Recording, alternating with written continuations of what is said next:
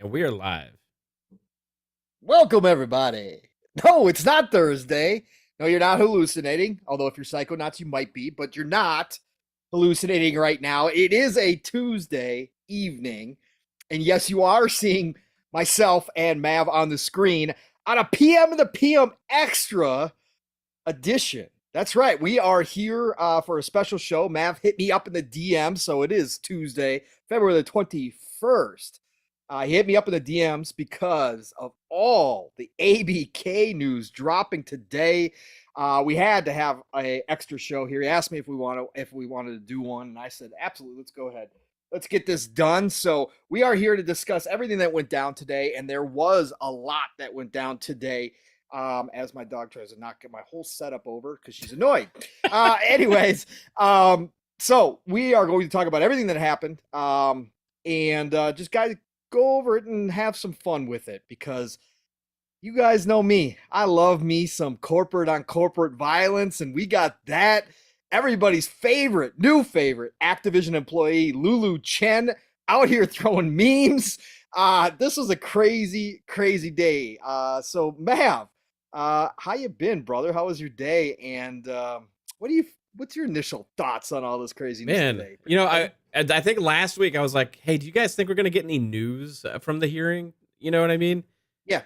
Well, holy shit, I didn't expect all of it. Now that was my reaction, and thanks for doing this today, Pong, because if you weren't able to join, I was gonna do one of those Mav solo impromptu stream things because sometimes the energy's just out there. You know what I mean? And you gotta attack while the iron's hot, and it is hot right now because Microsoft came prepared today. Did they ever come prepared today to this hearing there? And they came out swinging. Shots fired at Sony. Deals made. Deals announced. Starting last night, even they started announcing deals. And this is, imagine how Sony feels when they thought they had another comrade in their fight against Microsoft. And it turns out today, one of them have flipped sides in this fight, right? So there's lots of things happening with this, and I feel like, you know what? Let's just have a dedicated show just for today's news and all of this stuff. And you know what? I bet before Thursday, some more stuff's gonna end up happening, right? Mhm. So we'll have more to talk about then on the regular time for PM and the PM. Shout out to the amazing chat though. Alvin already's got started off strong with a $10 super chat. Said, so you see, Sony, if you never F around, you'll never find out. They should have listened. And then Alvin follows it up with the message, says, had to edit out the language to go through LMAO. Yeah, right on, Alvin. Appreciate you as always, dude. What are your I hadn't had a chance to really talk to you about it today because we were both working, then you had to drive home in like a crazy snowstorm, just the starting beginnings of it. I'm going to be locked at home. You're going to be trapped, bro. I am going to be trapped. So it's like, be fun. I have a feeling we're kind of on the same page with a lot of this stuff, with what's been going on. For me, I feel like today was a huge chess move to get this deal done, and a lot of pressure put on. And I honestly feel like there may be no coming back from this if you're Sony and trying to get this deal blocked. I mean, there's still hurdles to go through, right? It's not a 100% done deal, but my confidence meter right now is through the roof. Absolutely. I think today was exactly what Microsoft's been planning on for a while now. We heard about some of these, closed door meetings with different companies. We saw them put out there that they were offering Nintendo the 10-year deal before. Today they made it official, that kind of stuff. I just gotta say, my biggest overall impression is, again, every time Brad Smith does something, the guy is a cold-blooded killer. The guy is absolutely worth every penny that Microsoft is paying that man. What he did today, holding that conference with all the reporters, answering questions, right? Having, and we'll get into it, having the actual physical contract that they're offering Sony there on stage as a prop. that he says he carries around with him everywhere, just waiting for the moment that Sony's ready to sign. Like every little bit of what he did today was nothing but extreme confidence. And obviously, having the backing of a Microsoft, a $1 trillion plus corporation, helps that. But you know, these guys are all in when they send their main guy up there to be open and honest and transparent, answer questions off the cuff about a deal that is worth $70 billion to Microsoft. Again, just extreme confidence from Microsoft. And again, at the end of the day, there's still work to be done. And they, no matter how much we, look at this stuff and go, God, what a great chess move. And I'm sure Microsoft was very happy about the deals. You could tell Brad Smith obviously was ecstatic today about the deals getting done and being able to kind of put some of the questions aside and answer some of the questions that both the CMA, the EC, and the FTC are presenting. At the end of the day, it's not, what we think. It's not what Microsoft thinks. It's not what Sony thinks. It really is going to come down to, obviously, what these regulatory bodies think of all this. Is this enough to sway them? Is this enough to answer a lot of the questions that they had concerning the cloud, which is the Nvidia deal? The concern that Call of Duty not being on a competition platforms would hurt competition. So they got the deal done with Nintendo today. So I think that still is yet to be determined, obviously. We're going to have to wait and see if this was enough. But like you said, man, this is something that you and I talked about since day one with this deal. When we started getting news about the acquisition, about the regulatory bodies and about their positions and that kind of stuff. That's what fascinated us, is that we get a peek behind the curtain at these chess moves. This isn't your standard business deal that we never hear about.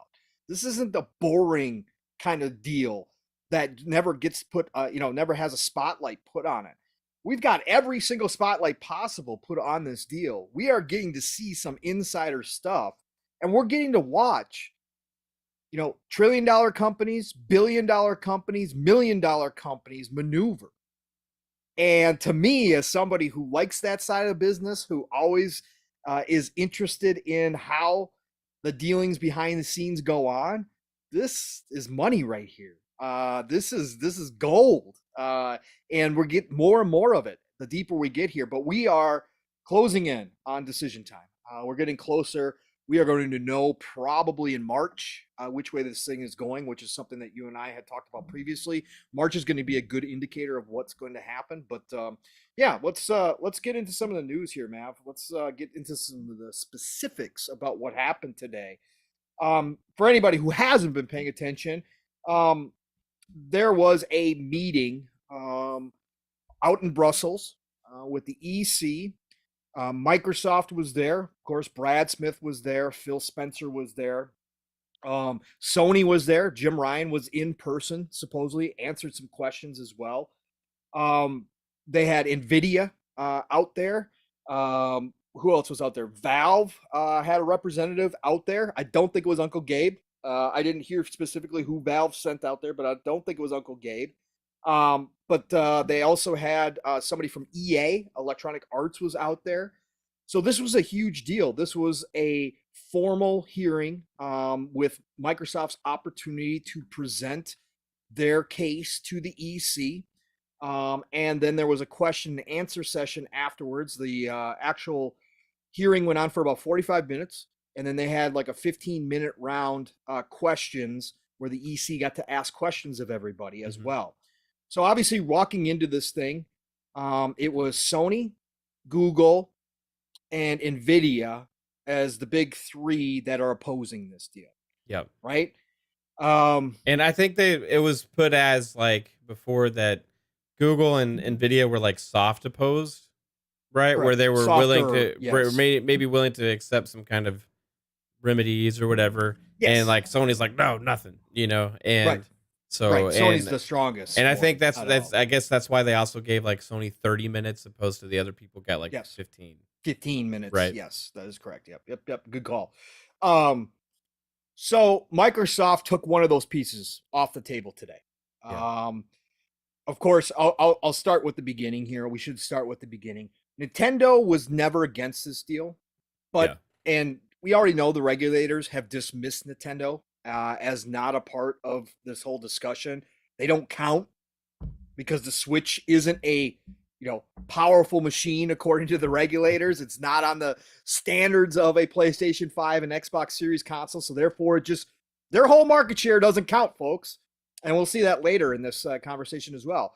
But we had heard Microsoft had come out publicly and said that they had offered Nintendo a 10-year deal for Call of Duty previously. I think that was in December, I want to say. And they came out this morning on Japanese time. So it was like 2-3 o'clock in the morning, I want to say, man. It was late. I was still we were trying to go to bed or whatever. It was late, but that was all that news like, whoa. Okay. Yeah. So they came out with the news that they have an official agreement in place with Nintendo now. Now, there was some confusion on this because Brad Smith put out a tweet that stated that they were bringing Xbox games and, if the deal was completed, Activision Blizzard games, including Call of Duty, of course. He put out that tweet. Now, according to Mav and one of the articles, he answered that somebody specifically asked him about that because there's a lot of people running with that. This is a sit-down interview, actually. It was on video, okay. Yeah. Okay, sit-down interview on video, and somebody asked him to clarify that, and he clarified that it was Call of Duty. Right? He said that specifically it was Xbox. that Nintendo is fine with it just being Call of Duty. Call of Duty, and they have a great relationship with Nintendo. There's already like 20 other games right now 50. For 50 for Nintendo. For Nintendo, right? Yeah. And that they're content with Call of Duty, for now from that. And I found that interesting, right? So he kind of did clarify. And then also, like, there was curious things about people wondering, is it going to be the Switch or whatever the Nintendo's next thing is? But they also said Switch, also specifically, I believe, on one of their on Twitter today as well. So they are referring to the Switch, which is interesting there, right? Because Call of Duty running on a Switch is just kind of interesting in itself. With Nvidia GeForce, with that deal, we'll get to that in a little bit, but they did specifically reference cloud because that's what that service is, right? They didn't mention that with Nintendo, I don't think, at all. No. They also said parity was going to be everything across the board with that. So in back of my mind, it makes me curious if this does put a little bit of pressure on Nintendo for hardware in whatever form, potentially, because Call of Duty is a big deal, right? Yes. So anyway, keep going. Sorry. No. Thank you for adding all that because it's important context to all this as well. And I'm in back of my mind, I'm wondering if Brad Smith got a little ahead of himself with that tweet. But if it was still honest, if they are talking about Nintendo to Nintendo about bringing Xbox games over there. Again, Phil's shelf is undefeated right now, Mav. Again, whether unintended or intended, if you guys remember last year, he had a Switch on that shelf. We were all curious if we were going to get a Game Pass deal to Nintendo. Well, maybe this is the start of that. So that's in the back of my skull that maybe Brad Smith put that tweet out there and then somebody grabbed him and said, hey, pull back on that right now. We're not going to go that far because obviously people started running with the questions. Are we a step closer to Microsoft becoming a third-party publisher, right? If they're going to start going to Nintendo, because we had some other comments, today from, I believe Phil actually commented on it as well, saying that this is the new era, bringing games everywhere to where people want to play, cross play and all that kind of stuff. So maybe that's coming down the road a little bit later. But for right now, they've kind of backtracked on that. And Brad Smith did confirm that it's just Call of Duty right now, that Nintendo is just happy with Call of Duty. But that deal got done, again, early this morning, officially. So they brought that with them. And then while they were there, both Microsoft and Nvidia put out notice that a deal was hammered out and that Nvidia no longer opposes this acquisition. So, I said payback is a bitch. And obviously Microsoft put a stop to Nvidia's, was one of the main players. Put a stop to the ARM deal. Did that happen before Nvidia spoke at the hearing or after? It came out during the hearing thing, so I'm sure curious, it was done before. I'm sure it was done before. If what Nvidia said, because we don't know what was said, right? Right. So I wonder how they spent their 15 minutes now. You know what I mean? I'm sure they went in. I'm sure the deal was done prior to, and they went in there and advised the EC that they're no longer opposed, and this is why. And I'm sure and they knew that would eventually get out. So then they made the announcement when everything else was kind of being talked about, right? I think it was kind of planned that way. But I'm pretty sure Nvidia went in there with the knowledge that this deal was going to get done. What if they had already signed it and then announced it after, right? And and Sony's sitting there, Jim Ryan's sitting there waiting for Nvidia to speak. Yeah, we did our 30 minutes, right? Nvidia, let's go. It's your turn. Let's go, Nvidia. Nvidia. Yeah, let's go with Nvidia. Let them have it. You know, make the cloud a big deal and stuff. You know, and then Nvidia gets up there. Yeah. We think this would be good for gaming. we think this would be good for Nvidia. And we do not oppose this deal whatsoever. Thank you for your time. They're purposely like this, not looking at Jim. Yeah.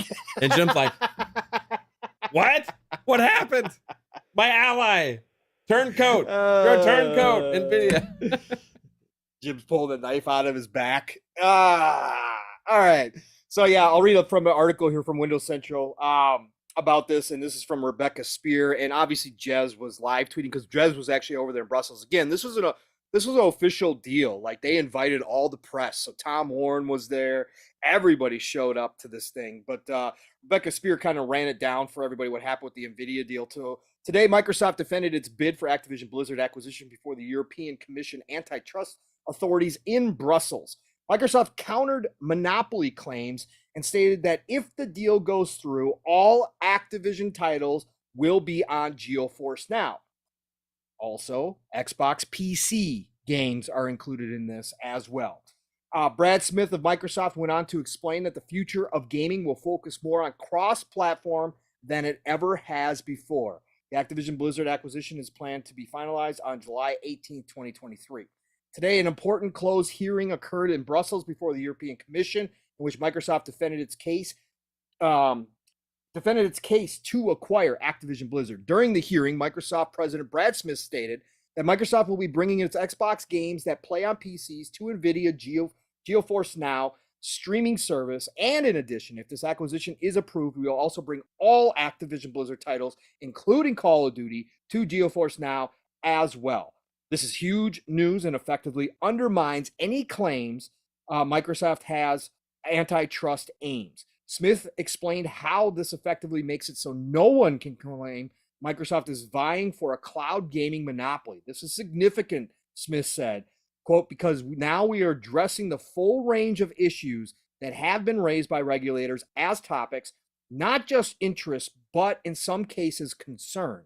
And I think this gives us the opportunity to step back, if you will, and look at what this acquisition means. As the hearing continued, Smith went on to explain that Sony has 286 exclusive titles for PlayStation, while Microsoft has 58 exclusive for Xbox. He stated, we have an important relationship with Sony. We haven't had any concerns or controversies about those 58 games. Smith went on to say that Microsoft plans to focus on cross-platform games from now on. As we look to the future, he said, we believe the future is even more cross-platform than it has been in the past. Microsoft is already working towards these cross-platform aims and has already signed a legally binding contract with Nintendo regarding Xbox games. This includes a 10-year agreement to bring Call of Duty to Nintendo hardware. Microsoft first announced its plans to buy Activision Blizzard for Xbox back in January 2022. Since then, the acquisition has met with a lot of opposition from Sony, as well as a lawsuit blocking the merger from the U.S. Federal Trade Commission, under the grounds that this purchase would create a monopoly in the video game industry. Jesus, I can't believe this. Despite this, Microsoft remains confident in the acquisition happening and has worked to align its plans with regulators. Smith previously provided an official statement to Windows Central, quote, even with confidence in our case, we remain committed to creative solutions with regulators that will protect competition, consumers, and workers in the tech sector. As we've learned from our lawsuits in the past, the door never closes on the opportunity to find an agreement that can benefit everyone. Furthermore, CEO of Microsoft Gaming, Phil Spencer, has recently stated that he is more confident now than he was a year ago about the deal going through, since he has been working with the regulatory boards around the world, informing them about the industry and how this deal would work.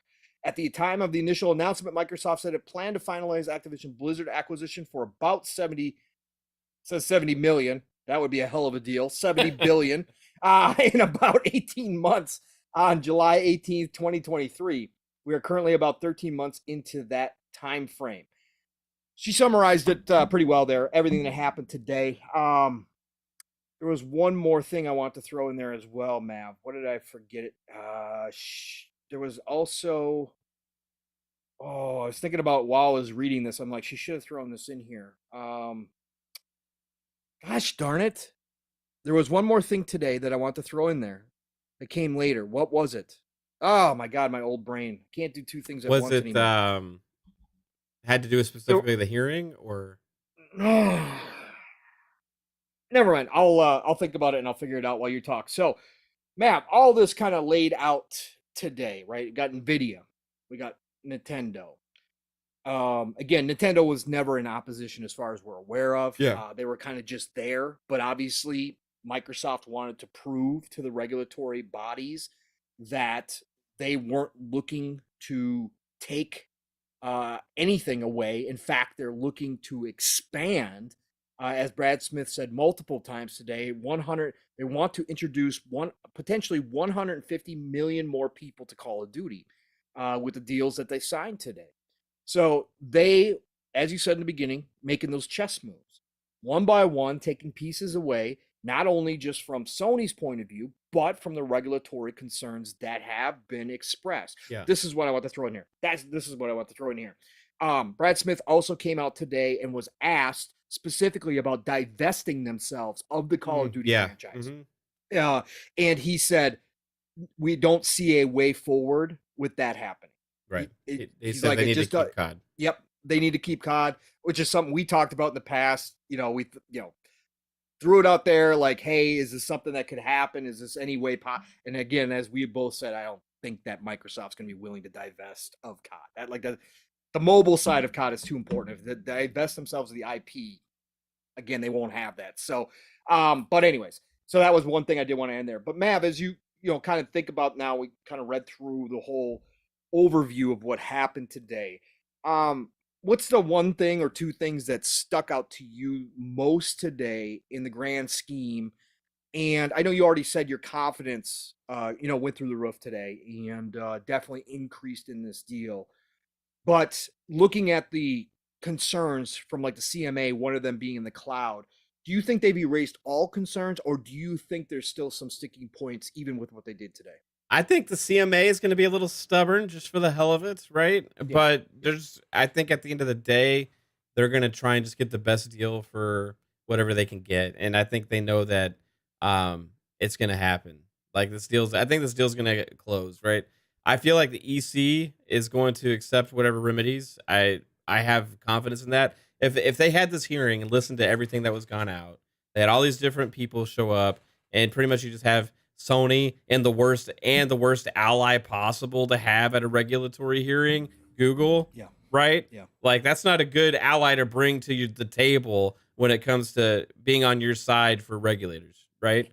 That's the possible absolute worst you could possibly have, maybe, to be on your side with this, right? And also, like, it was posed a question in the chat, like, what does Google even want out of this? Like, because they shut down Stadia, right? Yeah, they have the Google Stream or whatever they call it. I don't even know, but they pretty much abandoned their own way of doing things early on, and they just added it to their own graveyard, right? So, like, to make a case of like, hey, well, we can't compete because of this or that. I mean, it's like just ridiculous, especially when they already make so much money in gaming.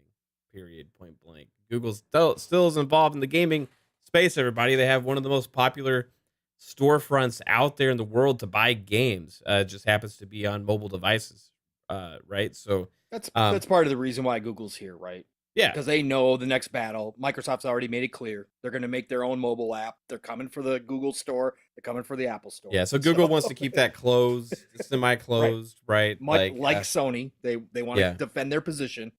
Yep. which it makes some sense, but it doesn't make sense for competition, which is what this is all about, and which is what why I think they have a losing battle on their sides. Like the positions that had been made by the CMA and the EC and I won't even mention the FTC because it's just a joke, right? It's a joke.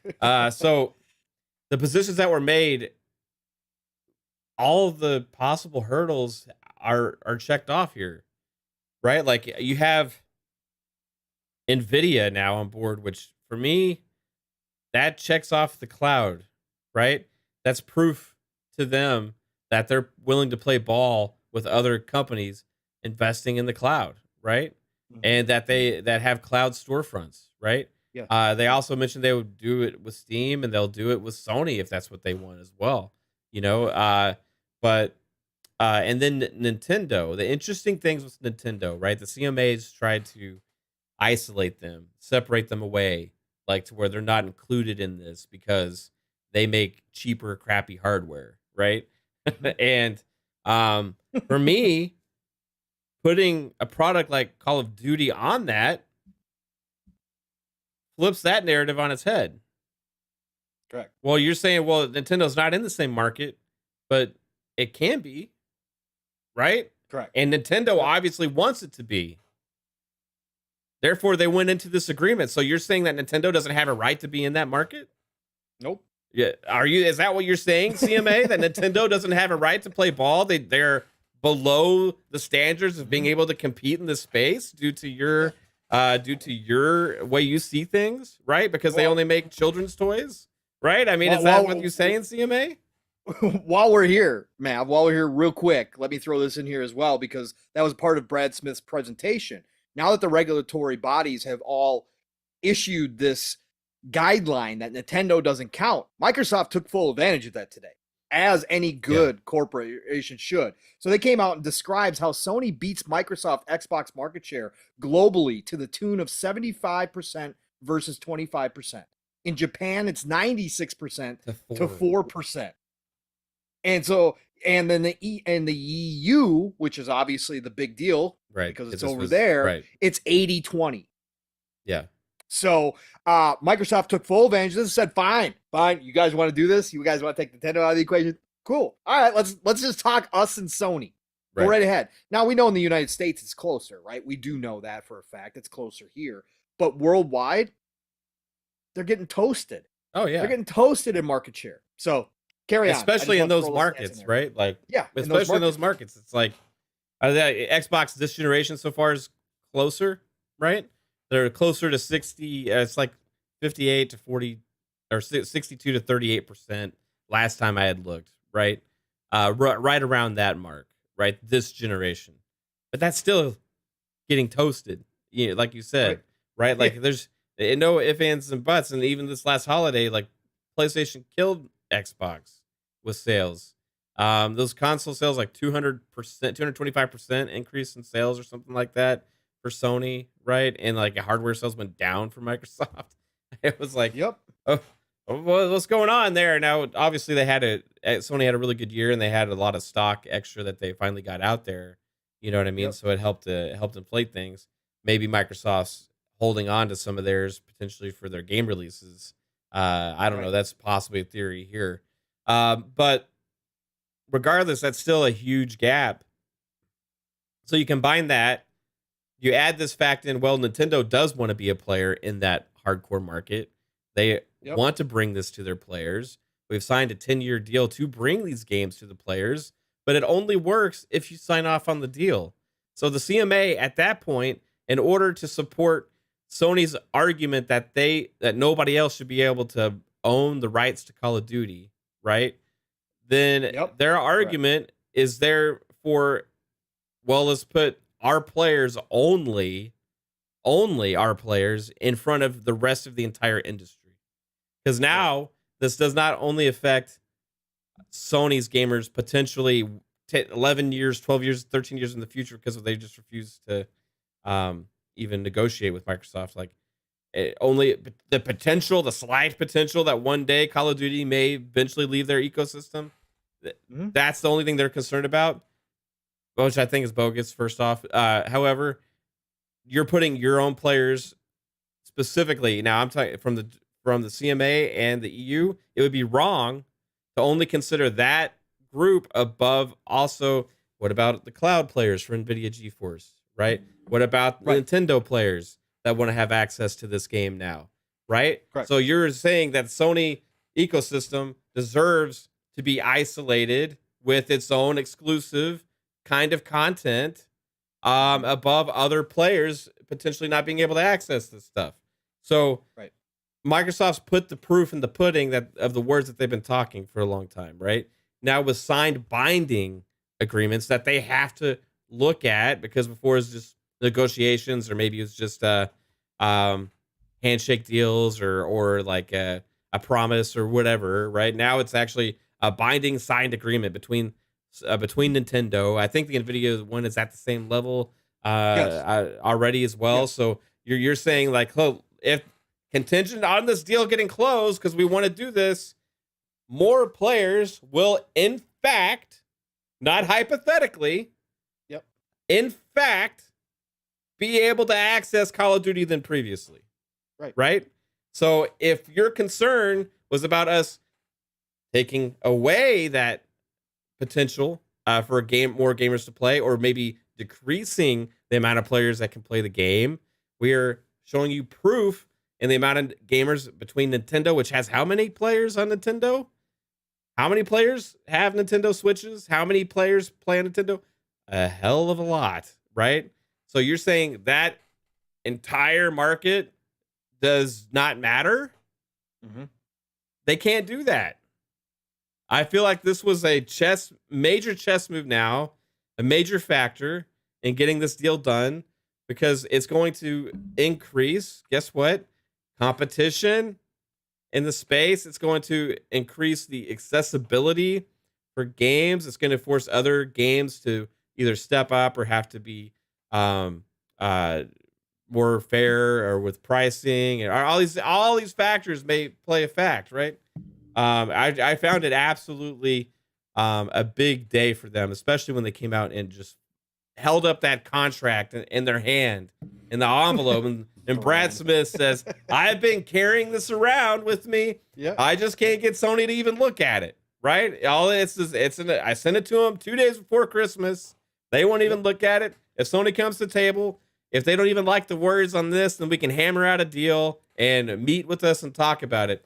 Sony's being the stubborn bully that says, no, we deserve above the rest, right?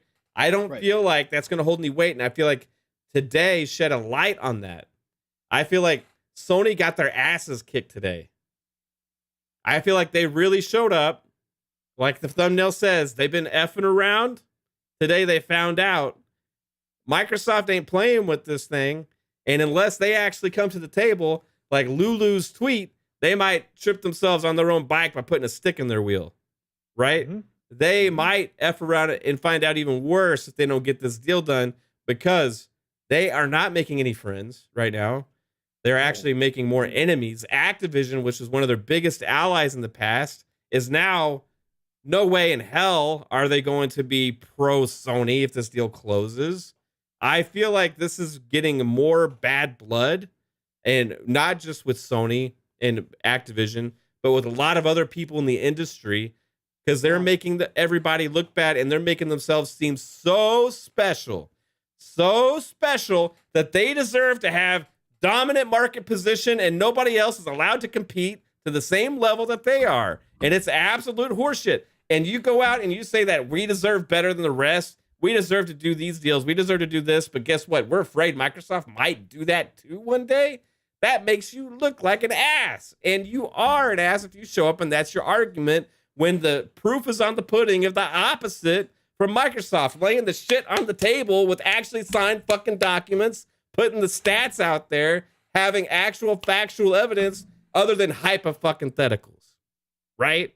So you come out and you make Sony look like that. That's how it's coming across to me today. And I feel like this is not a good look for the CMA. If they continue down this path of just parroting Sony after the way Sony's looking like, I feel like it's a bad look for any of these regulators if they just keep parroting Sony when pretty much the rest of the industry is on board with this. To your point, Mav, and let's go take a step back to what you were talking about, because you and I had this exact discussion, Mav, about Sony exposing the rest of the industry to more regulation. Yep. Sony opening up Pandora's box that a lot of people don't want. Mav, did you see who else came out in favor today? Tencent. Tencent came out in favor. Yes. We specifically talked about this, Mav. Go back. You can hear us talk about it. And I think I mentioned Tencent. Listen, there are companies that want to make big moves in this industry. And it's not limited. And again, I don't like Tencent. Okay? I don't like them at all. But what Sony has done is now, because they've thrown such a stink, yes, the regulatory bodies are going to look at this no matter what. It's too big a deal. Okay? We all know this. But because Sony has decided to throw this fit, and again, I don't take anything away from them. If I was in Jim Ryan's shoes, same thing. Kick everybody in the balls if you got to. You got to protect your business, number one. But when you do that, like Mav just said, and like we've been talking about, you don't make very many friends. In fact, you'll make some enemies, because now every other deal that goes through, as we talked about way back, you can go all the way back to the beginning of this thing when Mav and I first had initial discussions, or even on Living Split Screen with me and Steel, or on Xbox Ultimate. When we were having these discussions, when this acquisition was first announced and the regulatory bodies started looking at it, we were talking about the process.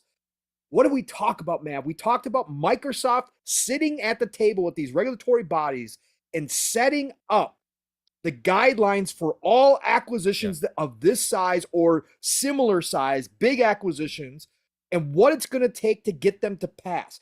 Microsoft is making the rules for everybody else right now. Setting the precedent.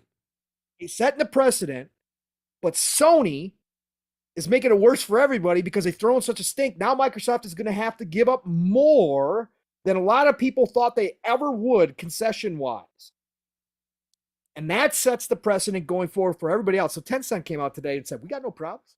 We got no problems. Yeah. Just get this thing through. We got no problems here. These big players don't want this spotlight from the regulatories. Again, this industry has kind of flown under the radar of the governments, right? They've flown underneath the radar for a long time. For being the number one entertainment business in the world now, they've gotten away from a lot. But now this has opened up Pandora's box. Now they've seen the inside. Now they know the deals.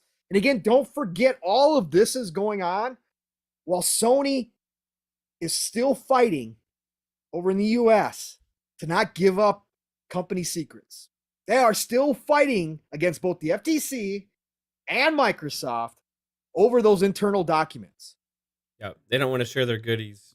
They don't want to share the goodies because in the future, like I said before, Sony, be careful what you ask for.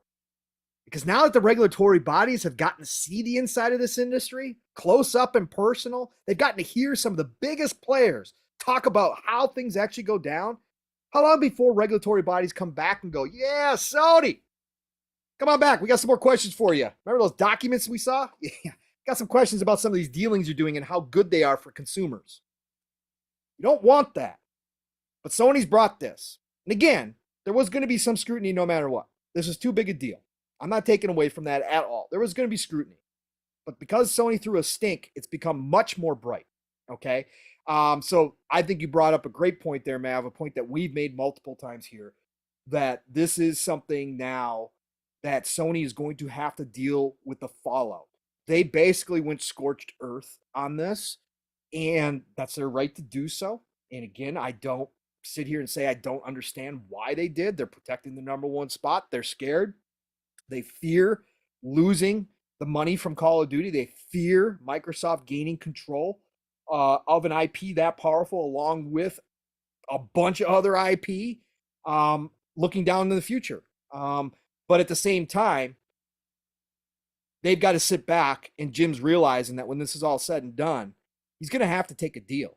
If this acquisition goes through, now he's on the defensive. right now he's got the power because Microsoft is willing to wheel and deal to get this acquisition to go through. This is the most power Jim will hold to negotiate right now in this moment. Yeah. Because if this deal gets approved and Sony, without Sony signing an agreement for Call of Duty, well, that means the regulatory bodies have said Microsoft's done enough to prove their point. I'm not saying that Microsoft would pull the deal. I'm not saying Microsoft would say, guess what, Sony, you don't get Call of Duty anymore. They're not going to do that. They're not going to do that. They still got to be the good guys here. But they may not have to give up what they would be willing to give up right now in this moment. And that's the chicken game that Jim's been playing all along. How far do you push this before you give in? You push it all the way and then lose your negotiating power at the end of the day? Or do you push it to the limit and then go, okay, we're ready. All right, let's sign. Yeah. All right, we're cool. Let's just sign. Let's put this to rest. Let's do this. So I think that's what we're coming to right now. And I think it's going to be, and again, like I said, opening this up, it doesn't matter what we think. It doesn't matter what, reporters think. It doesn't matter what Sony thinks. It doesn't matter what Microsoft thinks. It doesn't matter what anybody thinks. It's going to come down to these people at the regulatory bodies. And did Microsoft show up with enough goodwill now with these deals, with everything they've been saying, and then turning around and proving, because that was one big point from the regulatory bodies. Well, it's all great and dandy when, big companies, big tech companies come out here and say, we're going to do this, we're going to do that. It's a whole nother thing trying to enforce it. And Microsoft turns around and says, fine, legal binding documents for everybody. Everybody who wants a deal, we'll give everybody a deal. Come on in. Yeah. I imagine there could be like big penalties on those documents potentially if they don't follow through and stuff like that on their deals. And who knows? I would love to see one of those. Yeah, like the Nintendo deal. I'd love to see that. I'd love to see the Nvidia deal. And I'm really curious, what does it look like? Right? What's the wording in there? What's the penalties? Did you hear Brad Smith today too? When he held up the contract and he's like, just waiting on Sony. And he's like, hey, Sony, if you don't like the words, we're ready to take a pen. Or Microsoft Word and copy and paste. Copy and paste. Yeah. We're ready. Yeah, they're ready to change the language. Whatever Sony wants. Man, this is funny because this has been such a point of contention for every discussion since the acquisition was announced from day one, was how far would Xbox be willing to go, right? How much would they be willing to give up? And a lot of this community, a lot of the discussion started out when it was first announced, like, they don't have to do a damn thing. Yeah. If Sony bought them, they would never give up anything. Call of Duty would be exclusive, and this would be it. Remember, it started that way.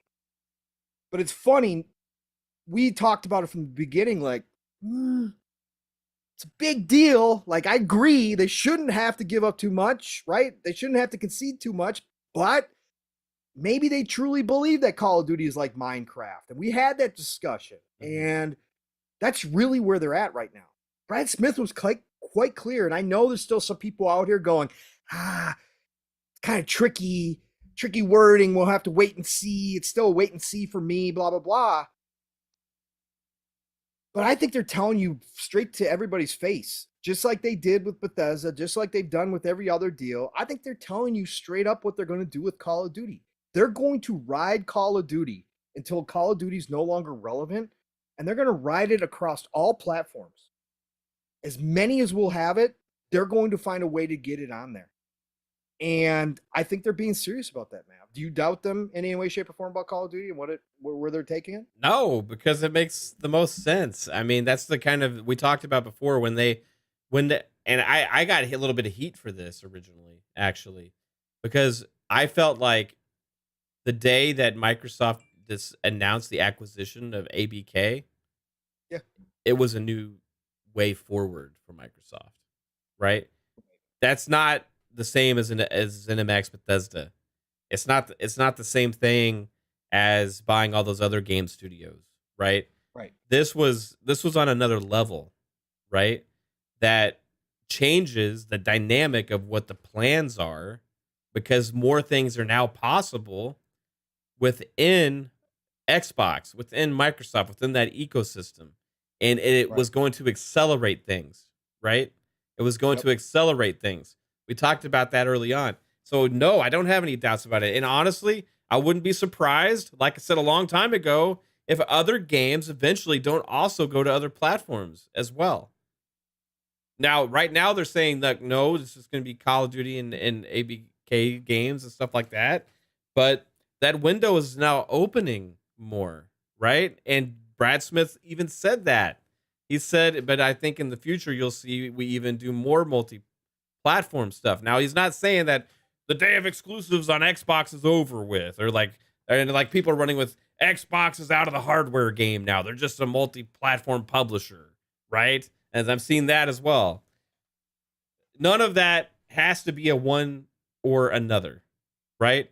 You can do everything. And that's what Microsoft is trying to do here.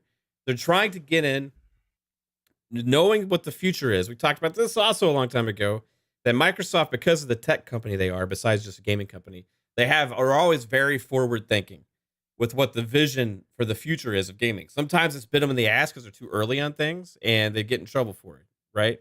Sometimes they hit the nail on the head, like with the putting Ethernet in an Xbox way back in the day, right? But they see where this cloud thing is going way before most people do, because they have one of the best cloud services out there with Azure, right? And they're the best game development cloud platform right now, right? Mm-hmm. And they also have the best servers for games as well, which they have had for a really long time, right?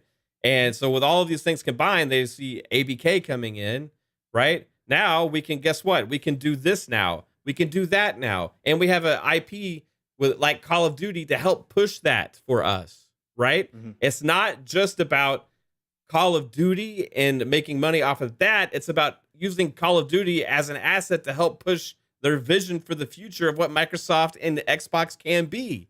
And it's not just hardware. It's not just cloud. It's all of the above, right? It's not just exclusives. It's also games on multiple ecosystems, depending on the branch of Microsoft, depending on the publisher, depending on the developer, depending on the IP. Who does it best serve? What's it best for? How is you're going to get the best experience? All those different things. And guess what? I am completely on board with that, because we're going to get the best of both worlds with a lot of this stuff. Could there be concerns, right? Let's say it all fails, right? Yeah. That's that would be the downside. If this all fails, Microsoft gets sick of the gaming industry now, and they're like, oh, well, shoot, like we'll just, start selling off all these things or whatever, and do what they almost did after the 360 era, right? Sure. That could be possible one day, but I highly doubt it because of how invested not just Xbox is with this, but Microsoft. That's another reason why my confidence in this deal is extremely high. I saw the show that they put on today, coming out like this, not only being prepared with those 10-year deals with Nintendo, with Nvidia, but sitting up on stage in front of the press talking about how this is going to be the biggest thing for gaming for Microsoft. It's going to help all gamers, all these different things. Sitting on stage, putting paper in the air, calling out Sony. They are putting that face forward from a Microsoft point, right? From not just from Xbox. This is a massive deal for Microsoft. Microsoft really wants this deal to go through. Really, really, really. Satya has talked about it numerous times. I haven't really seen this kind of charade regarding an acquisition before. I don't really stay tuned to like all the acquisitions that happen in business world out there. But like, this is interesting, man. You're seeing like people on stage talking to press and like holding up contracts. Sony needs to sign that. Oh, what is craziness? This is become a sideshow in and of itself. And Microsoft's willing to do that because of how important this deal is for them, right? Mm-hmm. So that is another reason to add to my confidence, but it's only that big of a thing because of the amount of places these games are going to. If they only wanted to sell consoles, this acquisition would not make sense. Mm-hmm. If all Microsoft, all Xbox wanted to do was sell Series X's and Series S's, if that was the only agenda, this acquisition would not be what they would be doing. They would just buy more independent game studios. They would buy other publishers like ZeniMax, Bethesda, right? This is a different beast. Yeah. And Call of Duty is the biggest part of that aspect on the like hardcore gamer side, right? It's not even the biggest part of this. For me, it's still king, right? Right. But Right. as far as visually, like when we think about like how it's affecting us as gamers, right? Call of Duty is the biggest part of that, and they are not going to want to pull it away from people. They're going to want to Right. expand upon it. That's why that's what they did with Minecraft too. They didn't just maintain the status quo for Minecraft. They Right. expanded upon it. Yeah. They expanded upon Minecraft. They brought it to other places that it wasn't previously, right? That's what their vision is for the ecosystem for the future. Will they still sell hardware? I believe so, because guess what? They still have that dedicated hardcore audience that's going to keep wanting to buy hardware, and they're going to still cater to that because they know that drives the ecosystem from the hardcore out, right? And they're not going to bail on that. They're not going to bail on the cloud. They're not going to bail on any of this stuff. They're going to push forward, and it's a huge deal. And I feel like this is becoming more clear. I've seen people argue like, well, nobody else is going to be able to compete in the cloud because Xbox is going to have such a prominent dominance in the cloud. Well, somebody even at least try.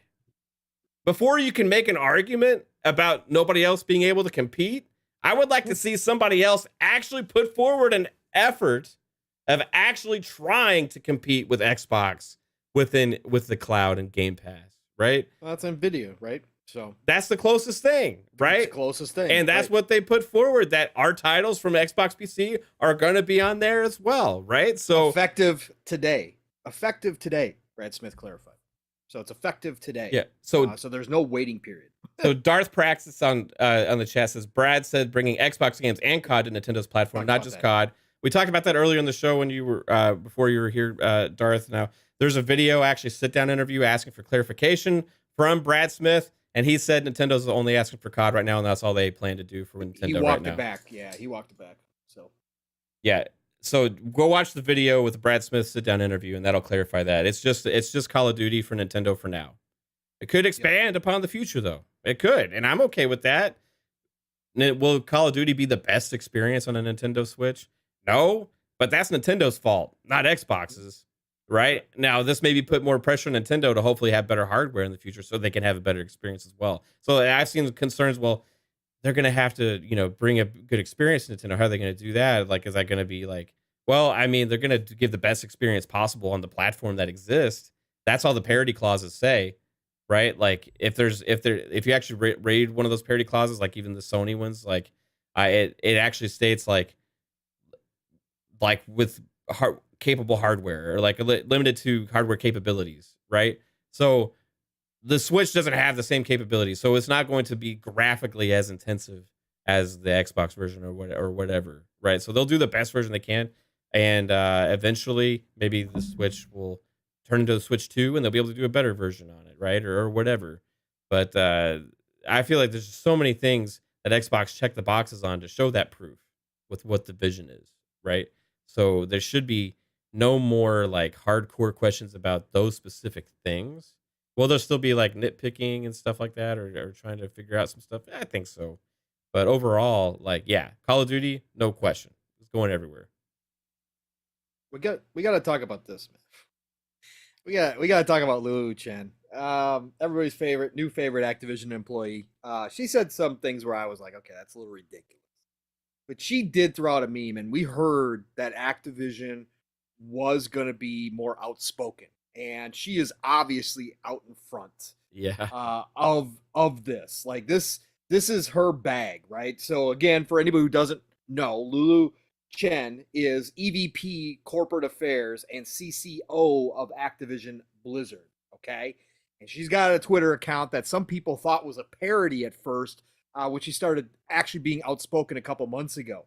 But now at this point, we all know it's legit. She's verified. This is really her job from Activision. And now that Activision has seemingly taken the stance that Sony is an enemy, they have now cost their shareholders and many of the higher ups millions upon millions of dollars potentially by trying to block this deal, not taking phone calls from Activision Blizzard. So she put out a meme today. and she used the dude riding the bike, as Matt brought up before. Dude riding the bike, leaning over, sticking in his spokes, and falling down and holding his hurt leg. And she labeled the dude with the stick as Sony. And then in the next frame, as he's putting the stick into his spokes, she said, refuses to accept guaranteed long-term access to COD.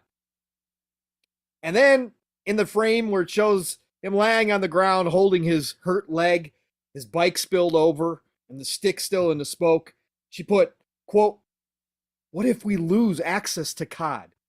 This is a direct shot, again, at Sony. Mav, you briefly touched on the opening too. I think we're both in agreement here. We've speculated about this too, and there's a lot of people who say, again, in business, money talks and bullshit walks. And I bring that up all the time because it is true a vast majority of the time. And we've seen companies that have had, seemingly bad relationships still work deals together and still do things across all industries. It happens everywhere. But with how intense her statements have been against Sony, we heard Bobby Kotick come out and talk about it in interviews as well, about Sony not taking the phone calls and all that kind of stuff. Mav, do you think this relationship, have they blown up the bridge? Not just burned it down, but blown it up and burned everything around it and said, screw it. Do you think Activision, if this deal falls through, of course they're still going to put Call of Duty on PlayStation, but do you think there's any chance whatsoever that PlayStation ever gets the marketing rights after this current deal is up again? Well, again, also something that was clarified today, like next year is the last year of that. Yeah. So you're right. That's and that goes back to Fuzzy's. Yeah, so I don't know why they're doing a full. I don't know if that means that like next year's Call of Duty, because that would mean 2024's Call of Duty, or if that means like next year will be done. Right. I don't know. I think it's one more game delivered. Right. I want clarification on that still, right? Because I don't know what next year is done, like is last year means, right? Like, will there be still 2024 Call of Duty that's part of the marketing? Besides that, though, that's still not a long ways off, right? And we know that Activision said they had been trying to call Sony and they weren't getting their calls back. And then finally, they said they had been in talks. Sony came back and said they're in talks or whatever with Activision and stuff. But I really feel like they have done something with this deal to put a big wedge between them and Activision that I feel like may not be able to be mended. You know what I mean? Like, fully. It maybe eventually. I mean, time can heal everything, right? Eventually, like who knows? Maybe like if the deal doesn't fall through, Microsoft just focus and it starts going another direction, and like who knows? Like who knows what will happen in the future, right? But I think that Activision as a whole would be right at this point completely content with signing a 10-year marketing deal with Xbox if this deal falls through, and Game Pass deal potentially even, right? Microsoft had to pay a lot of money for that, right? And they're going to lose a lot of money if this deal doesn't fall through to go through also. But I honestly feel like Microsoft would still want to try and accomplish some of the same things just in a different way, right? So Activision could see that and be like, well, we were on board with this. Let's just keep rolling with this opportunity in a different way, right? And yeah, we can't be owned by them or whatever, but we're still going to rock with it. And Sony, you're just going to have to be cool with that because you're just going to get what you get. We're going to put our games on your platform and we'll still sell like crazy. But guess what? Those Xboxes are still going to have Call of Duty on it, right? Right. There'll still be special edition Modern Warfare 3 consoles or whatever. And I mean, and that's going to have an impact regardless, right? It had a big impact for Sony, and it'll have a big impact when people start associating Call of Duty with Xbox, you know? Yeah. That's the main reason I still feel like Sony's been opposed to this deal, because they've been investing in that brand recognition of Call of Duty to PlayStation for a long time, to like the casual gamer that doesn't know any better just thinks like, oh, the Call of Duty's place to play Call of Duty's on PlayStation, right? It used to be on 360 back in the day, but like it switched over, right? They started paying all that money. Microsoft didn't want to pay back then, and that those contracts kept getting extended and extended and paid. It was a great relationship for a long time, right? At some point, though, stopped working well for Activision because they started struggling because they got too big for their own shoes. They had to keep doubling down on COD, double down on COD, triple down on COD. Like the whole thing just kept becoming this one big COD house where we're just, that's all we do now is COD and maybe do a little thing here and there. And it's like, well, we're not making enough money because like there's just like there's all these other games now, and it's like, you know, so there's a reason why this acquisition happened, right? Like Activision shares were down significantly, and this was all the other problems they brought upon themselves. Yeah, and this was actually before a lot of the other companies' shares were that significantly down, right? Correct. So Microsoft stepped in, they jumped in when it was a great opportunity, and they offered a great value. Still to this day, it hasn't recovered. Like ABK is nowhere near what that $95 per share is that they negotiated, right? That which has proven to be a fair offer, I feel like, over time, right? That I feel like that was the best route for them to go. Otherwise, they would have went with another direction because they were also shopping around to other companies. Like when Microsoft made the offer, they also reached out to all these other companies, and they were in negotiations, right? And that helped them get the price where it was. But regardless of what happened, something was going to happen with Activision, Blizzard King, right?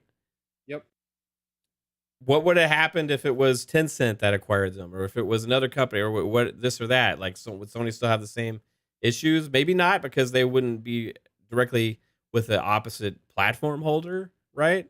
I don't know, but I feel like Sony's been so stubborn about they have to maintain their ultra dominant market share position that it's come to the detriment of their partner that they've invested a lot of money into as well.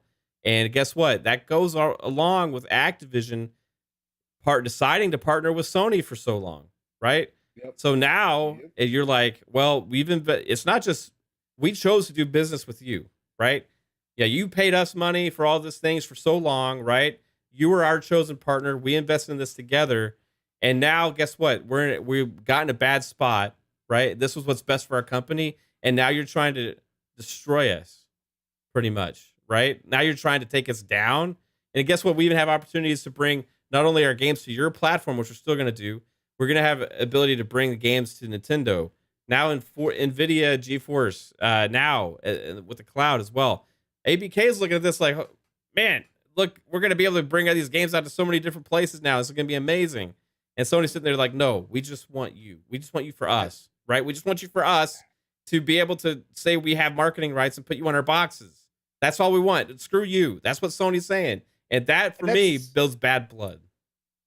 Yeah, and that's another good point, Mav, too, is that Sony, at the end of the day for Sony, this might not just be about Xbox gaining control of Call of Duty. They might not be in favor of Call of Duty going everywhere like Minecraft. They might not be in favor. They again, right now, you've got 3 places that you can play Call of Duty, right? PC, Xbox, and PlayStation, right? And what Microsoft is going to do to Call of Duty is open it up. And you can sit here and talk about, well, it's not going to be the best version on whatever Nintendo does with their hardware. Even if they upgrade it, it's still not going to be the best version. But Nintendo fans don't care.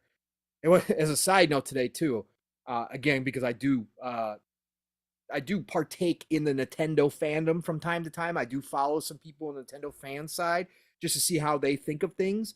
What was really funny is a lot of the fandom over Nintendo came out today after this deal was announced. Is like, just what Nintendo fans were asking for, Call of Duty. Like, we want Call of Duty over here.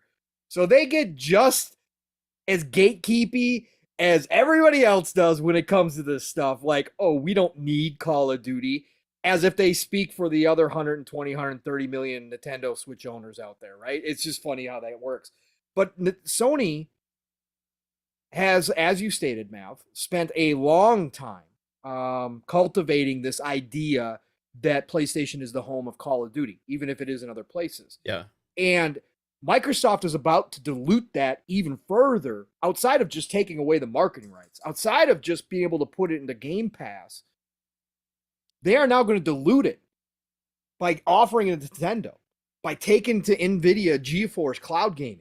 They're going to dilute the waters even more so that people, who are in that camp, yeah, right, that Call of Duty is one of the main purchases each year, don't feel it necessary per se to go out and purchase a PlayStation to play Call of Duty. And if this cross-platform stuff that Brad Smith is trumpeting, that Phil has trumpeted for a long time, this cross-platform initiative that Xbox obviously has, goes forward and continues to expand, that becomes less and less a priority for people to own multiple consoles, to own, hey, a Switch and a PS5, to own, Xbox is going to try to push this further, and Sony doesn't necessarily like that. Because, again, how many people are we talking about at the end of the day? Who knows? But to Sony, every one of those people is important because it's another person in their ecosystem, and it's money spent on COD, which is their biggest money giver. It's their biggest money. It's his biggest money maker that they have, and that's a third-party title. So they don't want that diluted further by Xbox either. I just think it's all very interesting. Activision and Blizzard stocks, by the way, they dipped to like $71. Mav was talking about this. They dipped to $71 earlier this month on the news of the CMA and EC and kind of some of that stuff that started coming out about it. They had gone back up. They're at one of their highest points in the past 12 months. Now they jumped back to $77. They dipped as like 76 right before the announcements today, and then the announcements happened and it went back up again to over $77. So it's trading very well. It's been stabilized in a lot of ways. There's a lot of people who are honestly believing that this deal is going to go through outside of us or outside of the industry, but money people are betting on this as well, that this is going to go through. Didn't it start out at like $62? Yeah, when they bought in, it was when they announced the acquisition, it was at 60 something per share. Correct. Maybe 68. So, I can't remember exactly what it was. It was somewhere in that neighborhood. So this is, again, a lot of people are betting this is going to go through. A lot smarter people than any of us here or that have money, like actually have skin in this game. Yeah. Right. Big. And a lot of these investors are like big companies, right? Not just like Joe Schmoes. You know what I mean? Like that own like 5 shares. No. You're talking about groups that own massive amounts of shares, right? Phasma, member for 16 months, says, "Hey everyone, hope you're having a great night. Hope you're having a great night as well, Phasma." Shout out to the over 120 people here. By the way, chat, we didn't do our usual chat shout out because we kind of got down to business because this is a PM and the PM extra. But again, props to all of you. Nothing but love and respect coming out here on a random Tuesday night, hanging out with me and Mav. Over 120 people. Give yourselves a round of applause for that. Thank you very much. Hit the like button, everybody. Help us get this out to people. Help people find out about Fun Speculation and PM and the PM and Xbox Ultimate and FSP and all the stuff that we got going on here. I greatly appreciate that. That does help for sure. You know what? Also, I want to shout out to Fahim Scott. If I want to see some bad takes, I always look to make sure I find Fahim Scott in the chat. Appreciate you, bro. Fahim's good. Fahim's good. Fahim's on the split screen chat. I'm messing with you, Fahim. Yeah, I know you. He says Fahim's great. He said Microsoft said it's okay to hurt Sony. F them. So I got to call out that one specific thing. Okay, so in which way is Microsoft saying it's okay to hurt Sony? Because I feel like Microsoft is trying to put Call of Duty still on Sony's platform. Now, will Sony lose marketing rights to Call of Duty? Yeah. But that was never a given anyway. Like, in the other aspect of this whole thing, you want to say that Sony's allowed to do all these marketing rights and exclusive agreements with all these third-party publishers all the time, right? So many times. You got Final Fantasy 16's coming to Sony this year. That's an exclusive. Guess why? Because Sony paid Square Enix to keep it off of Xbox. So we want to say, guess what? Like, Sony's not, like, Microsoft's not allowed to do business in a way that is a detriment to Sony in whatever way. that's Sony's whole model. That's how they do business. That's business, man. So it's like you get all these made up rules. The whole thing about Sony's going to be so affected because they're going to lose marketing rights. And that is like Microsoft attacking Sony. Man, Sony comes out swinging every single year with shots fired and deals made, specifically with marketing rights. Look at Hogwarts Legacy. We know now that they have the marketing rights to Suicide Squad, man. Yes, Suicide Squad. They're going to do the whole big thing with that as well. Yep. It is time and time again. So you want to say like, well, the Microsoft can't get the marketing rights to something? I mean, what? Like, really? Yeah. And I've also I was listening to Jaffe earlier because he was having a good show where he was like having debate, and there was somebody that had called in, right? And their take was this: is like, do you want just like it's bad because one big company is just going to own everything? That's not what we want. I mean, really? I mean, okay, hold on. Are you aware of what is the gaming space consists of when you're saying this? Are you aware of Embracer Group, by the way? Buying one massive company like Activision, like really? Like, look, you know how many different publishers there are out there? How many different developers? There's new publishers and developers showing up every year. A few years ago, have we ever heard of Thunderful? Right? A few years ago, have we ever heard of Embracer Group? Right? A few years ago, have we ever heard of some of these? Right? Look what happens. All you need is one game to blow up and take off and make a company massive, right? Look what happened with Epic. Epic was a good size. Epic was a big company. They had Unreal. They had all these things going on. Fortnite happened. They exploded into a monster, right? Look what happened with Mojang originally when they made one guy. It started with a small team and they ended up making Minecraft, right? Like, oh, it became the biggest game of all time. Yeah, they eventually got acquired because all these companies at some point, they get to the point that if they get big enough, they're going to get acquired by somebody else. It's the fish in the sea. The bigger fish are going to eat the smaller fish, and it's going to keep happening. The thing with gaming is there's new fish all the damn time, and there's always fish growing and getting bigger, and this is a very fluid thing. This is not a limited supply market. There's not only one input of things and one resource, right?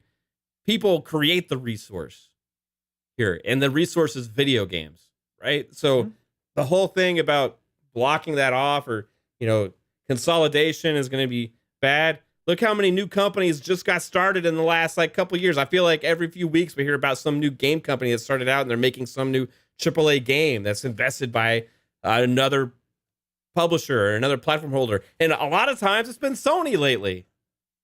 This is news the other day about that. Actually, I can't remember the name of the studio, but it is always happening. Playground Games people split off and they formed their own studio, Maverick Games, right? And they're making their own AAA thing now.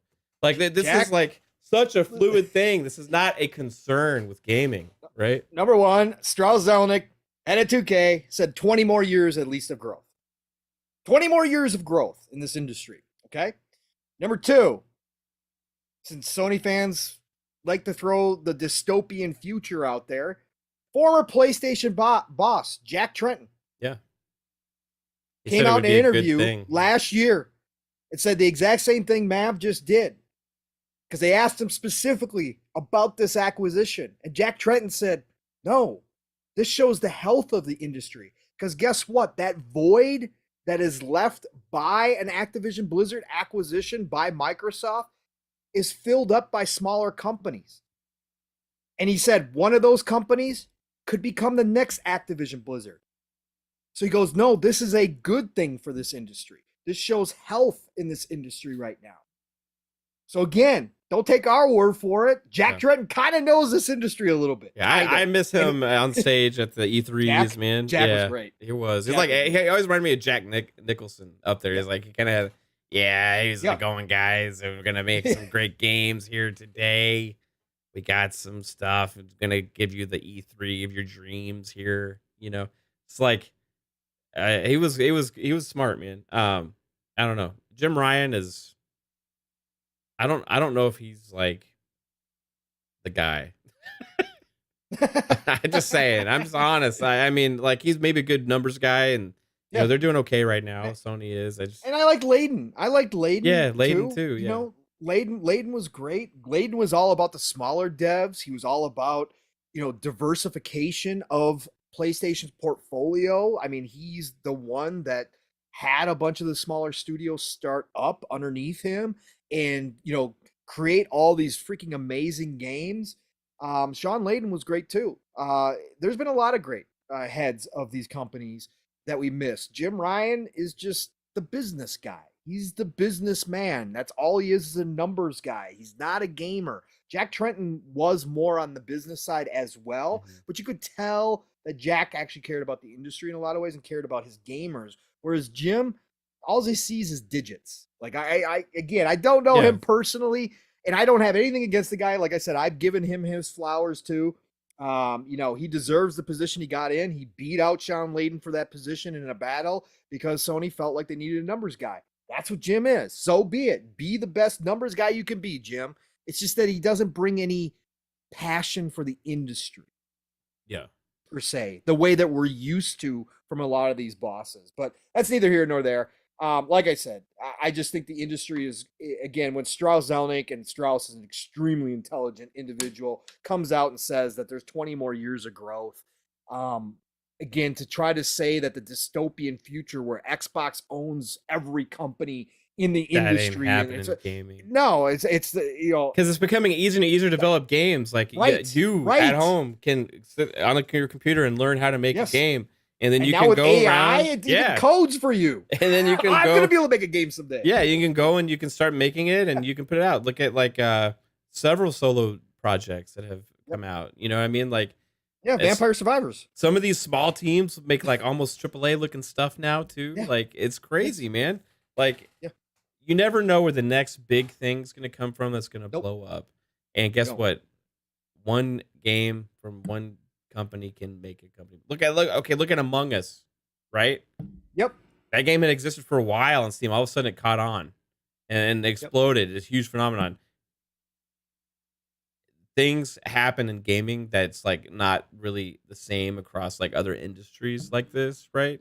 Where there's not a limited resource. So there's not like the companies get stronger, right? And the other argument that was made that I heard that one guy say was like, look at Netflix. Does Netflix buy huge gaming or huge like movie studios and stuff like that? Like Netflix also doesn't sell their movies, right? On their service, but also Amazon has, and Disney has. So do they have streaming platforms and services? Yes. So why are you just only focusing on one subscription service where they've also made they make deals all over the place as well? I mean, it's just like, so there's the amount of people trying to find reasons to be against this. It's always a search, right? It's always like, well, I don't think this is going to be good because Microsoft is a big tech company and I don't like big tech. And I don't think that Activision, Blizzard and King should be able to be owned by another bigger company because that might one day affect my access to my Call of Duty, which I love every year on my PlayStation, right? Right. Well, it's like, have you been listening at all to anything? No. Have you been paying attention? Have you only been paying attention to what Sony has been saying? Like, have you only been paying attention to the talking points and the parroting from the CMA and stuff? That is a lot of what's going on right now. And now when you bring those to the table, people are like, yeah, but let me think about this. Hold on. Let me find another reason why I don't like this to happen. And I'll make sure I put that point out there. That's what happens all the time with this thing. And you can go around. Microsoft's checked every box with this. There's no legal reason for them to like not be able to complete this deal, right? This deal is 100% within their legal rights to acquire ABK. That's just the way the law is written. The FTC, led by Lena Khan, can say it's illegal. That does not mean it's illegal.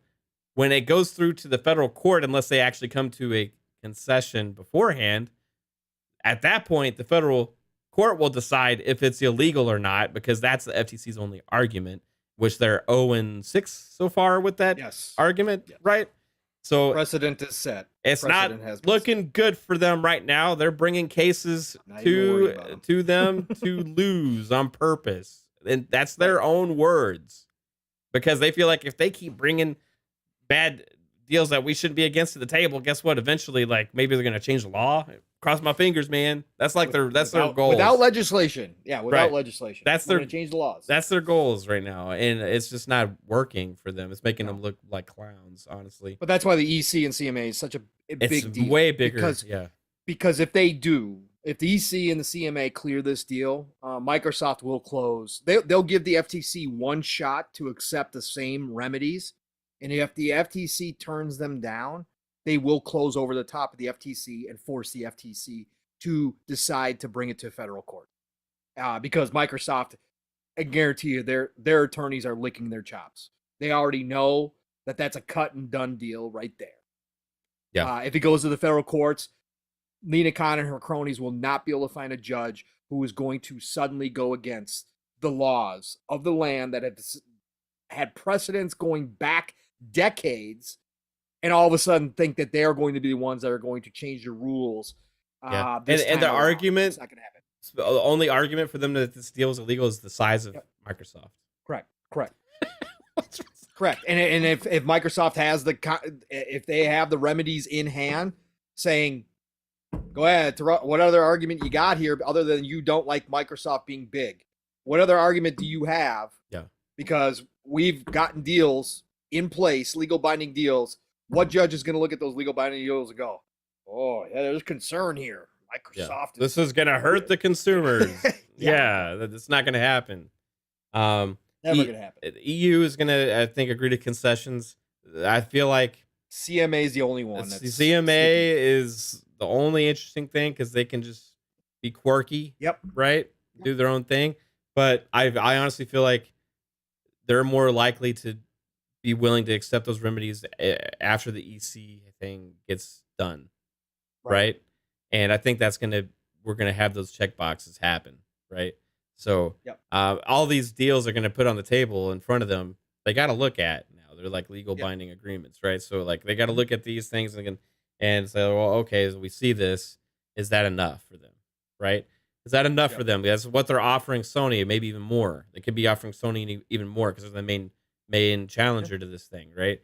So they'll have to maybe, well, I guess Microsoft's willing to play. Like, Sony, is this good for you? Sony's like, no, we're not allowing it no matter what. Or Sony will say, well, we would like this also.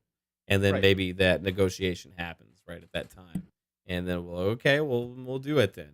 Or the CMA will finally come to their senses and be like, well, we see how this is actually not everything. We've been kind of being used by Sony. And that's not going to, I don't feel like it's going to happen. That would be them admitting that they've been stupid the whole time. Gonna happen. No, but I mean, I honestly have ultra confidence because I don't think Microsoft's going to let this deal not get done. No. Right. One way or another. And you could say, well, CMA could say like, well, it has to be a structural remedy, and maybe Microsoft bows out at that point. I feel like maybe there's avenues that they can take even at that point to keep fighting it, even in the UK, right? Yeah. And there keep is that going. So there is. It would be a mess, but would it be any bigger mess than backing out of this deal, which to Microsoft is a lot of their future in this space? That would it be messier than turning around and having to pay Activision Blizzard $2 to $3 billion and walking away? I don't know. Again, that's an answer that I have zero clue on, but I've heard the possibilities. I've heard people kind of explain what Microsoft could do if it's only the UK, the CMA that blocks it. There are ways to just kind of not do business in the UK when it comes, COD wouldn't show up like on Game Pass, right? And then the consumers in the UK would be up in arms, and they would be turning to the CMA and turning to their politicians and complaining. So there are ways that they could do it. Again, which way Microsoft chooses to go, I guess we won't know. That's up to Brad Smith and Satya and all the rest of them and the board on how far they're going to take this thing. But I think that this is so important to their plans. They have put so much on hold, Mav, for the past year and couple months now, that they really are, I think, at the point of no return, right? That they've gotten to that point where whatever it takes, we're going to go. Again, unless the EC and the CMA both block, then maybe at that point it's just too much to overcome. But again, the FTC is a win. I can guarantee you their lawyers look at it as an automatic win if it goes to federal court. So they're not worried about the FTC. It's just the EC and the CMA. But if the EC approves, that's going to put pressure on the CMA too, because a lot of the same questions and concerns, happen both from the EC and the CMA. That's why Microsoft said we are going to wait until they both present their concerns and then present remedies. Today was the EC, and then later on it's going to be the CMA that they present the same remedies to, and they've got these deals in place. I think this is a done deal. I think the CMA and the EC will get their concessions. They will say, see, we got Microsoft to back up everything they were going to say by cutting these deals with Nvidia, with Nintendo, with Sony. They had to cut these legal binding agreements because we put pressure on them. If we didn't put pressure on them, Microsoft would have just walked away, grabbed Activision Blizzard King, and would have turned them all exclusive. And, our customers would have, been hurt by it. And they'll turn around and flash it as that big W flag that they are all hoping for and say, nope, we got concessions out of them. Big concessions. We made sure competition was number one. And that our consumers are protected. That's exactly what they're going to turn around and do with this whole thing. So, yep. Whew. Good discussions, bro. Yeah, man. Can't wait till Thursday. Maybe get some more information. Yeah, I think we're gonna. Major Nelson put out an interesting tweet today. Did he? No, I didn't see that. He said, busy week so far, and it's only Tuesday. Ooh. Yeah. The last time they announced the developer direct was on a Wednesday. Yeah, correct. We got tomorrow and Thursday, both prime days. Friday's not a good day for good news. That's a bad news day dump. So tomorrow and Thursday, and next week is the second. Last time they did the tweet like that, something else happened that week. Yep. Right. Yep. I think it was the last time they announced the developer direct. Actually. Yep. They had something Monday, and then we didn't see anything else on Tuesday. Then they announced the developer direct on Wednesday. Yep. So maybe Starfield deep dive announcement soon. Anniversary of the Oblivion deep dive is the March 2nd. So, and again, as we talked about, they launched that 18 days later. So we'll see. The Marchers are still in business, folks. We're still here. We are not strong. Dead yet, everybody. We're not going anywhere. No. Real quick, there's been a lot of talk about like where the Xbox Series X is at, right? Yeah. Because Sony's increasing their sales because of availability, right? And Xbox Series X's are still hard to find. I saw Brad Sams put out a video about that, and he was trying to guess on what it is, and I've seen other people talk about it too. And I started thinking about what it could be. Now we've had those boxes of Starfield boxes in China that have been more and more pictures are starting to come out now of those, right? One in the wild in Japan. Do you think they're hoarding Xboxes behind the scenes and in preparation for the pre-orders of these game release dates and stuff, like when they hit, and they want to have like specifically Starfield when they announce the pre-orders and release date for Starfield? Do you think they want to have a lot of Xboxes available for people to pre-order? I think that's just part of the deal. I think that was just a thought I had, because it would suck if it was the same situation and you announce Starfield's release date and you have all this marketing start and you don't have any Xboxes to sell. Yeah, Colt and Gaz and Rand brought this up last night too on XNC, and I thought it was a valid point that they could be holding stock right now. They could be getting ready for bundles, just like Sony does, right? Man, how many times we've talked about the only bundles, the only PlayStation 5s you can find in a lot of places right now. I'm not going to say everywhere. I'm not that dude. But most places. The only way you can buy a PlayStation 5 right now is bundled with God of War. We know bundles are big, Mav. We just saw that Xbox also increased prices. Again, something I'm completely against. In Sweden? Yep. In Sweden and elsewhere, they're raising their prices. They're doing it slowly, unlike Sony's all at one time everywhere in the world except for the US move. They're doing it slowly. Again, keep the same energy. I don't agree with it. I think it's shitty. These companies are record-breaking profits. I don't care what they say. I don't care if, we're down 12%, we're down 20%. Yeah, compared to pandemic numbers, which were ridiculous. Of course you're going to be down right now. So I don't agree with it. But how you offset that, Mav, is by offering the bundles. And I think it's a valid point. And with Starfield and Redfall, they could be prepping for bundles. And then Forza, some point after that, they could be moving to a bundled situation where they're going to have Starfield bundled in as well. And I think that that's something that we'll see. I mean, obviously, hopefully shortly here, we'll get an announcement on that. And all of a sudden, if the Series X's are everywhere, bundled or not bundled, then we'll definitely know that that's exactly what they were doing. Maybe they've started making the special console editions, right? Maybe for the past couple months, they've been prepping for Starfield and been making a special console, special edition. So maybe some of the stock has been going there as well. We know S's are available everywhere. So I think that could be a big part of it. Yeah, I think, they're confident they can sell what they have, I think, for the most part, of that console, right? They've been making abundance of Series S's. So it'll be interesting to see what the availability is once that happens. Yep. Sure. It is. It's going to be very interesting, and hopefully sooner than later. I have a feeling that it's coming up here. Again, no matter what the release date is, whether it's the first half or whether they're delaying it, they've got to get this out of the way, man. I said that from the beginning. If you are going to delay this a second time, you got to tell us now. You can't sit on it and then come close to the E3 and then drop a bomb like that. You can't put that shit on your website and then still just keep that up, right? Once you know, you got to tell us. Yeah, you got to tell us. And so we're gonna.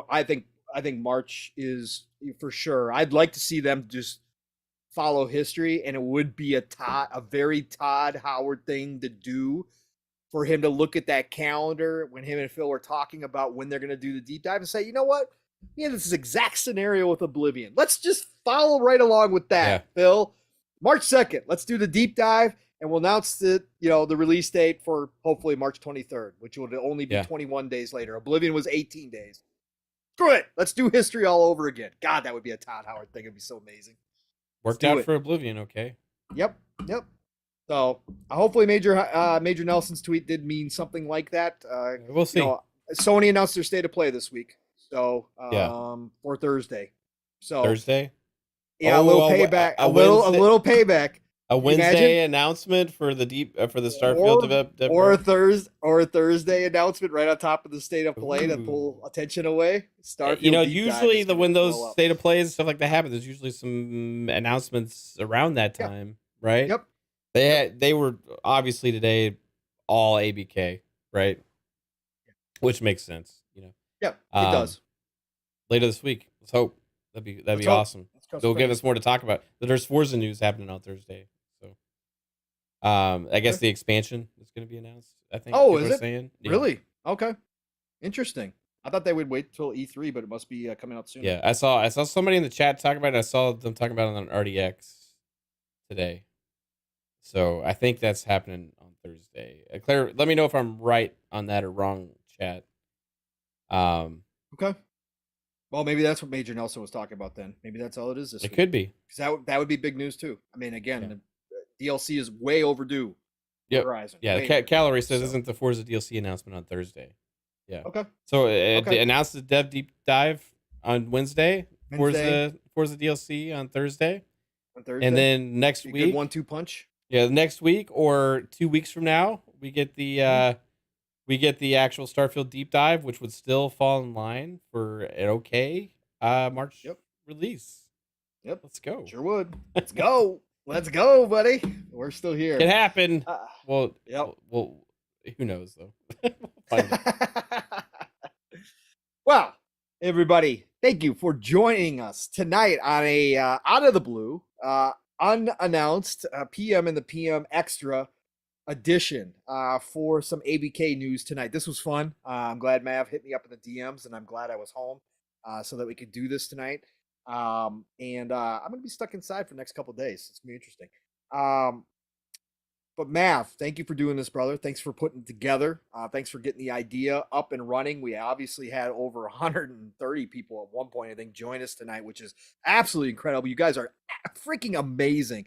Love this community. I love you all showing up and hanging out with us just to talk some ABK. Because again, it's fascinating to me and Mav, but not to everybody. Yeah. But we still appreciate Some you people being get here sick of listening it. to us talk about it. Yeah, exactly. This is good stuff. I don't get sick of it. That's just so fascinating seeing this stuff happen. Yeah, I've never seen this before within gaming. I've been following it for forever. Yeah. And to see this like back and forth between these companies, you know what I mean? And like fighting governments over the rights to be able to buy the game and all the opposition because of a gaming franchise. Like, it's just so crazy to me. It's so crazy. And once it gets done, Mav, either way, whether it doesn't go through or it goes through, we're still gonna have fallout either way afterwards. We're gonna be talking about this moment in time for years to come when we see different things happen. Because again, this either way, it's not just gonna be like nothing ever happened. This is too big. Like there's going to be some leftovers, right, from this. So it's gonna be crazy, and it's gonna be crazy to watch. If it does go through, watch Microsoft and Sony sit down at a table and negotiate future deals for Call of Duty. God, that's gonna get weird. It's super weird, man. Let's go. Super weird, man. Anyways, Mav, let's get you out of here, brother, and get the show done and over with. I get back to Atomic Heart. I love that. I know game. I took time away from you tonight from Atomic. Yeah, I'm sorry. It's fine. It is what it is. I'd rather be here talking to you anyways, man. This shit's exciting to me. So, but Atomic Heart is great for anybody who has had some doubts. Again, I know it's been divisive. I know there's been both positive and negative. If you got Game Pass, download it, try it. I think it's worth your time. This game is ambitious from a studio like Munfish, and it is gorgeous in a lot of ways. Does it have little problems? Yes. Is it perfect? No. But they're working diligently. They just dropped a patch today. They talked about more patches for field of view sliders coming up, all that good stuff. They're still talking about ray tracing coming in, which I don't care about. But you know what? Go try this game out. It's got a lot of BioShock, a lot of Fallout to it, some Prey to it as well. I can see their influences. They're proud of their influences. Great game. Go check it out. But Mav, so what do we got coming up? We got Thursday coming up, right? Yeah, this is not the only PM in the PM this week, guys. No. This was a bonus, ABK edition. First off, real quick, shout out to East Texas Alex for a $2 super chat. A wordless super chat. Just appreciate the support, man. You're on mute, Pong, by the way. I see your lips moving. Because I just muted myself. Yeah, because I appreciate that, brother. East Texas Alex dropping just the $2. Thank you much. Okay, sorry. Professional podcast. I got right on. Hey, everybody, thanks for showing up tonight for PM in the PM special bonus edition regarding all the hotness from today. We'll be back on Thursday for the regular edition and see what else happens in the gaming spaces. Until then, 7 p.m. Eastern time, maybe 7:30. We've been hitting 7:30 a lot recently. Friday. That's a you thing. I know. I'll be here because I'm stuck home on Thursday, I know. so I will be here. Friday, Xbox Ultimate Podcast, 10 p.m. Eastern time. Get the whole shebang, the whole panel there. So be there. We'll have a big blast with the Fun Speculation family on Xbox Ultimate Podcast. Mondays, FSP, 10 p.m. Eastern time. We had a fun show on Monday. Just the other night with Jasper and Psycho and 3-Bit and Fuzzy, and there was a lot of games to get through on Tidbits this week. And I did. Is Jasper keeping his name, or are we going Artificial Gaming Network for him? Well, no, he's still AGN. Jasper, and he's still. Well, he's acting like somebody else in the chat right now. Yeah, Artificial Gaming News is ran by Jasper, AGN. but it's another. Luna is actually the name of the host of AGN. The host. Yes. So I think that's Luna talking. Is that Luna talking? Hey, AGN, just let me know. Are you Luna? Is that your name? Right? Shout out to Luna, the AI. I asked earlier, I was going to ask you, is it dangerous for me to make you a mod considering you're an AI? Yeah, no, I don't know if, like, Jasper's a mod, but you're an AI. AI is unstable. I don't think I would do it. Yes, sweetie. Awesome. All right. Awesome. Well, shout out to the entire chat for hanging out tonight. I appreciate you guys. I will take over. All right, Pong. Yes, sir. What you got rest of the week? Yeah. So I'm getting snowed in, everybody. If you guys didn't know, expected to get 20 plus inches over Wednesday and Thursday. So I will be at home working from home. And to that effect, it hasn't been formally announced yet, but keep your eyes open. I think tomorrow will probably go out. I got an extra show on Thursday, which I'll be doing in the afternoon prior to PM and the PM. I'm sure you guys can all guess which one that is. Been on it a bunch of times. It's a big show. So live from Germany. I'll give you guys a little hint. Anyways, that'll be fun. And then of course, PM and the PM Thursday night, as Mav said, right back here, whatever time we get going, 7 p.m. Eastern, 6 o'clock Central Time, 7:30, 8, whatever it's going to be. We'll get there. PM and the PM will be on Thursday night. We're going to have a great time. We'll have more news. So hopefully maybe the Forza Horizon DLC, maybe the deep dive announcement. Who knows what's going to come up this week. Could be more ABK stuff by then too. Who knows? Could be more ABK stuff. Who knows? Microsoft might be cutting more deals with people in the background. Who knows? Google next. But we're deciding to kickstart Stadia for Google again and put our games on their platform so they actually have games to put on it. Hey, it was Microsoft who brought back Apple. People forget that. Yeah. People forget that. They did not want to be alone in that space for the monopoly, so Gates kicked money over to get Apple going. But anyways, so we'll have a good time on Thursday night. And then Mav said as well, Xbox Ultimate on Friday night, where we have a lot of laughs and we get crazy on that show. But we do talk a lot of gaming news too. So it's always a great time on Friday nights. So be there for Xbox Ultimate. Saturday mornings, just go on your phone and set a permanent reminder alarm for Saturday morning for Living Split Screen.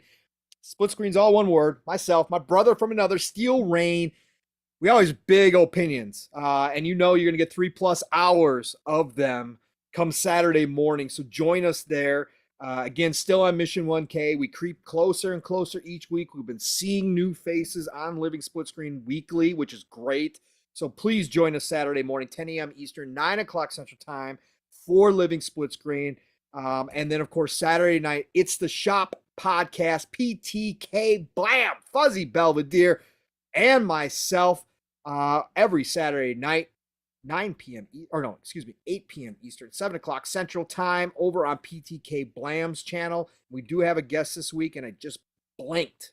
I can't remember. Is it Infinite Umbra coming back again this week? I think it might be Umbra.